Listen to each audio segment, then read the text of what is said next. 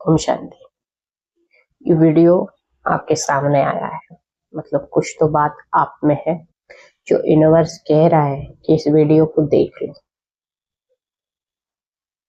आप अभी तक शादी के बंधन में नहीं बंधे हो ना, और यूनिवर्स चाहता है कि शादी के बंधन में बंधने से पहले आप इस वीडियो को देख लें, क्योंकि जो बंधन में नहीं बंधे उनकी चिंता की लकीरें हैं, उनके माता पिता परेशान हैं, उनकी जीवन की वो जो अध्याय शुरू नहीं हुआ है जिससे वो आगे बढ़े, किताब वही बंद हो गई है, एक चैप्टर के बाद ही रुक गई है।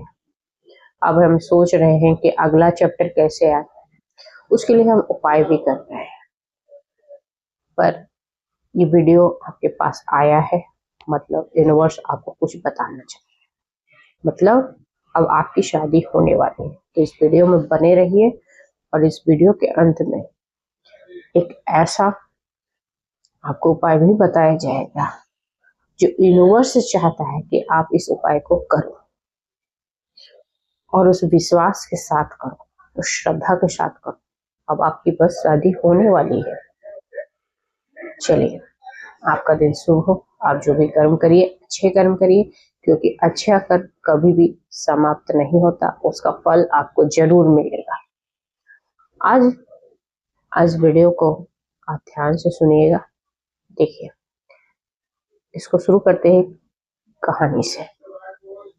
एक बाबा संत महात्मा जो अक्सर लोगों को प्रवचन सुनाते हैं, उनके मन को शांत रखने के लिए हम अक्सर सत्संग सुनते हैं। नाम का मतलब ही सत्संग, जिसके साथ आप अच्छी बातें सीखते हो और उसको जीवन में उतारने की कोशिश करते हो। एक महिला भी रोज उस सत्संग को सुनती थी। तो एक दिन उस सत्संग में संत ने कहा कि अगर आपके अंदर विश्वास है और पूरी श्रद्धा है तो आप पहाड़ को भी पिघला सकते हैं। महिला को ये बात बड़ी आश्चर्य लगी कि ऐसे कैसे कि हम बोले पूरे विश्वास से और पहाड़ पिघल जाए। पूरे दिन वो यही सोचती रही, और महिला के ठीक घर के पीछे एक पहाड़ था। मन में वो सोचती रही, बोले कि नहीं, मैं इसको करके देखना चाहूंगी। और वो विश्वास के साथ बोलती है अपने घर के पीछे खड़े होके कि पहाड़ तुम पिघल जाओ। बहुत बार बोलती है, पर उसके बोलने के बावजूद कुछ भी फर्क नहीं पड़ता है, कुछ भी असर नहीं होता उस पहाड़ पे, वैसा का वैसा ही खड़ा है। बार बार बोलती है। फिर मन ही मन ये कहती है कि ये बड़े बड़े जो संत होते हैं वो भी झूठ बोलते हैं। और वो सुबह वापस नहा धो के उसी सत्संग में आती है। सत्संग खत्म होने तक का वेट करती है और बाबा से कहती है कि बाबा, आप तो बड़े झूठे निकले, आपकी हर बात सत्संग में झूठी है, क्योंकि मैंने चेक कर लिया आपको मैंने अपनी परीक्षा में आप फेल हो गए हो, मैंने आपकी परीक्षा ली। आपने कल सत्संग में बोला था, बाबा सुनते रहे शांत से, आपने कल सत्संग में बोला था कि अगर विश्वास हो तो पहाड़ भी पिघल सकता है। उस समय ही बात मुझे ये गलत लगी थी। उसी समय मेरे मन में आया था मैं आपसे सवाल करूं। फिर मैंने सोचा कि इतने बड़े संत ने बोला है तो जरूर कुछ तो बात में सच्चाई होगी। अब मेरे घर के पीछे ही एक पहाड़ था, और मैं सोची कि चलो इसको आजमा के देखा जाए। और मैंने, जबकि मुझे पहले ही पता था कि कुछ होगा नहीं, लेकिन फिर भी मैंने बोला विश्वास से कि पहाड़ तो पिघल जाओ, पर पहाड़ पे कोई असर नहीं। मैंने बार बार बोला, बार बार बोला, 100 बार से ज्यादा बोल गई, पर पहाड़ पे कोई फर्क नहीं पड़ा। पहाड़ वैसा का वैसा ही, आप चल के देख लो। बाबा मुस्कुराए, संत थे वो। बोला कि मैं तो अभी भी झूठ नहीं बोल रहा हूँ, मेरा तो 100% बात सही है। वो पहाड़ अगर विश्वास के साथ बोला जाए तो पहाड़ पिघल सकता है।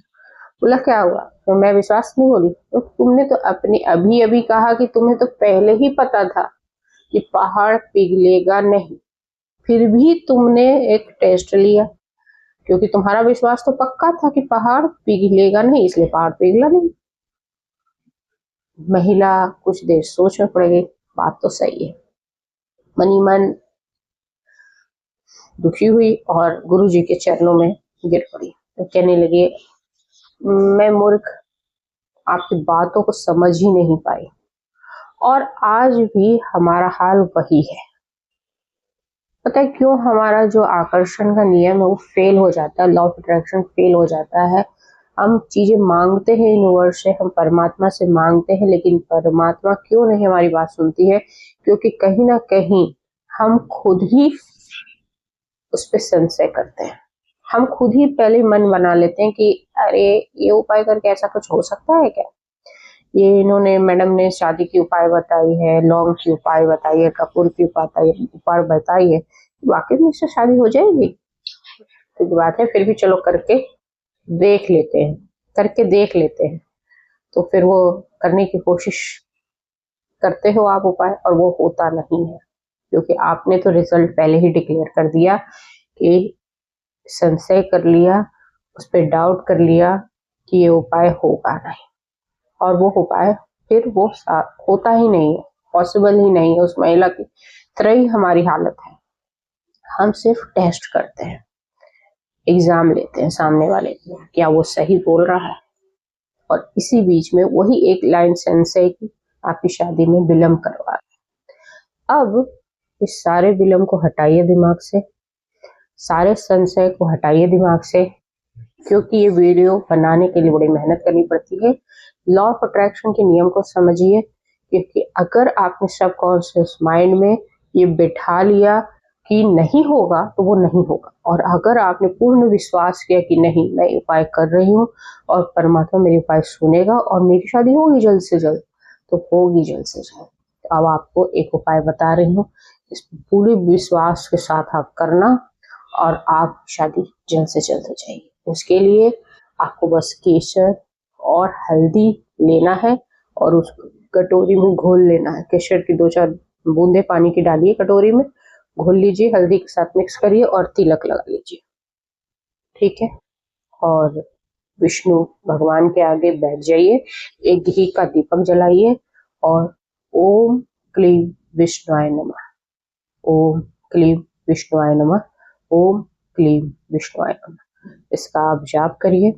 और इसको आप अपनी श्रद्धा अनुसार, अपने विश्वास के अनुसार 11 बार, 21 बार या 108 बार आप जप करिए, और हर दिन सेम समय पे 21 दिन लगातार यहाँ पे जप करिए। और 21 दिन के बाद 100%, उसी के बीच में भी 7 दिन के अंदर आपके पास रिश्ता भी आ सकता है। 21 दिन के बाद आपकी शादी हो जाएगी 100%। जब मुझे यकीन है, तो यही यकीन आप अपने आप पे रखिए, और ये वीडियो को आप दूसरों को शेयर भी करिए, ताकि वो भी इस उपाय को करें और उनकी शादी जल्द से जल्द हो। ठीक है, तो इसको भूलना नहीं। ये वीडियो आपके पास खुद आया है आपको ये बताने कि आपकी शादी अब जल्दी होने वाली है, और आपको उसके लिए करना क्या है। किस्मत के दरवाजे खुद खुलने के लिए आया है, चाबी आप ही के पास है, ताला भी आप ही ने लगाया है। होप सो आपको वीडियो समझ में आ गई होगी। कमेंट में हर हर महादेव लिखना मत भूलिए, या ओम नमो भगवते वासुदेवाय नमः लिखिए। जय हिंद, जय भारत। चैनल को सब्सक्राइब भी कर देना।